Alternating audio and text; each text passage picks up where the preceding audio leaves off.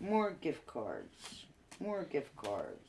More gift cards. Over the past year, Carol Moore has spent thousands of dollars on gift cards. Receipt for gift cards. She says she did it all for love.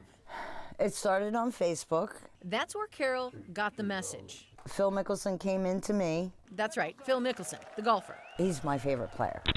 Except it isn't Mickelson. It's an imposter. I mean, in the beginning, he was very nice, you know. But then it took a turn. She says the fake Phil started asking for gift cards, sending her bogus checks to cash, had her set up a cell phone account, and even sent a cheap ring. And he says, you know, I'm divorcing my wife. Carol joins an unfortunate list of people caught up in celebrity romance scams. Imposters have repeatedly taken the identities of stars such as Blake Shelton, Chris Hemsworth, Bret Michaels, Keanu Reeves, Katy Perry, and others.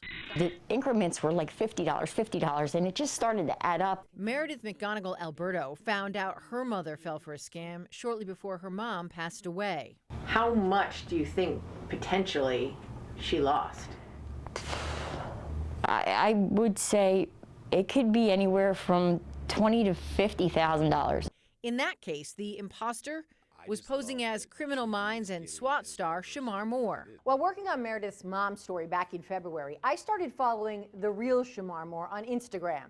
Not too long after that, I was contacted by someone claiming to be Shamar Moore. That started a months-long relationship where we got to see how the scam unfolds for ourselves. The imposter quickly asked to move the conversation to WhatsApp. Okay, baby girl, let me have your phone number so I can add you on WhatsApp. From there, it was seemingly harmless chatting, lots of being called baby girl, and then the ask. I need some money right away. What do you mean? Why? I'm in the hospital right now. I need to pay the hospital bills. Oh no, how much is the bill? Are you okay? It's $3,000. Can you help me with any amount right now? He wanted me to use a Cash App to send the money. I told him that seems complicated. He's sending me pictures of the app so that I see what it looks like. And he's saying, did you see something like this on your Cash App? He's doing a complete tutorial on how to send him money. And when I offered to call the hospital to pay the bill? So he says, baby, I don't want them to think I'm trying to scam someone else. That's why I ask you to send it. It's more easier for me because I'm going to give you back your money. All right, what do you mean? You don't want them to think you're trying to scam someone else. What does that mean? We weren't going to send the $3,000, so I stopped replying. And then a couple of days later, he dropped it down to $2,000. Today says to me, good morning, baby girl. And I said, how are you feeling today? Did you get the bill worked out? And he said, not yet, baby. Do you still want to help me out? Of course not. So I tried to call him through the app. He didn't pick up and said he needed his money before we could talk. Then we let him in on our secret. You are a scammer, period. And I am an investigative consumer reporter at the NBC television station in Philadelphia. His final message isn't something I can repeat on TV. The scammers are really, really, really good. Temple University criminal justice professor Anshul Regge studies romance scams. This is not like any other type of financial scam where they just get your money and you're done. They also rob you of the very essence of what makes you human. She says the scammers are basically running a playbook based on what they've learned about you online. On each, page, they're going to have something that tells you what to say at which point in time.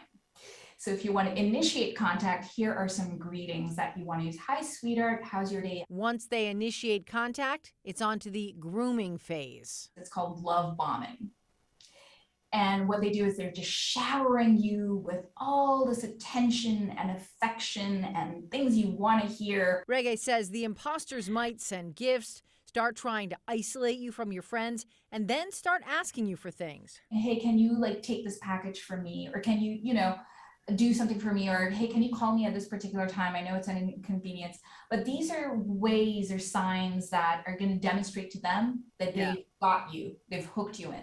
There are red flags. So they try to isolate you and try to get you into a communication platform of their choice. They may also ask you to send inappropriate pictures of yourself. If they refuse to meet with you, that's another big red flag. And Regge says you have to try to pay attention to yourself. Are your behaviors healthy? Have you stopped seeing your friends and family? Have you told anyone about this person? If you haven't, why not? I went to a few of his tournaments. Carol tells us she was promised a tip of the hat and a thumbs up, something Phil Mickelson does often at golf tournaments. And during our interview with her, this happened. And look, what's right there on my phone? Oh, he just messaged you. Yes, he did. Can we see the message? Sure. Your love is truly a wonderful gift to me. I can never think of anyone else who could love me so deeply, with 7 hearts and a kiss. She tells us she's lost around $290,000 to the scammer in the form of gift cards, a credit card, her bank accounts, and pension. My warning to other people is any celebrity of any kind, actor, actress, sports, anything, do not acknowledge them. Delete the message immediately, block them immediately. Carol tells us she's in touch with the FBI. We've reached out to representatives for Shamar Moore and Phil Mickelson, have not heard back. If you are the victim of a romance scam, contact your local police, the FBI, and the Federal Trade Commission. Tracy Davidson, NBC 10 responds.